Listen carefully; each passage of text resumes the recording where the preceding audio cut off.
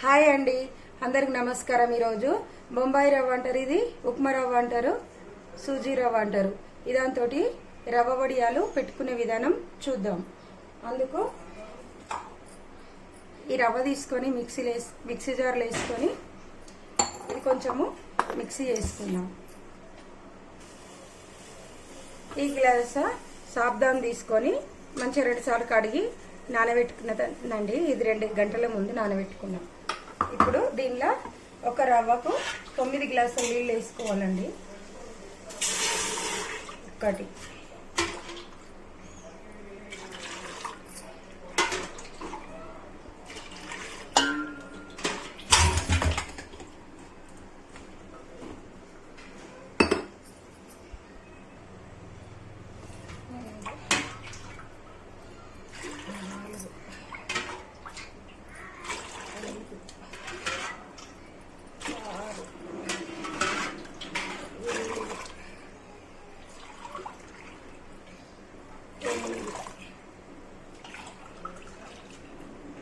ఇగో 9 గ్లాసుల నీళ్ళండి.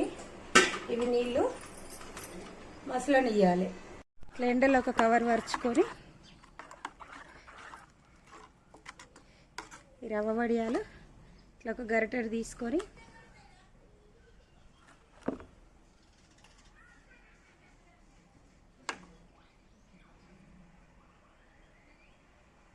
దీని అప్పడాలు ఇట్లయినాయి. రవ్వ వడియాలు, రవ్వ పాపడాలు అంటారు. ఇట్లా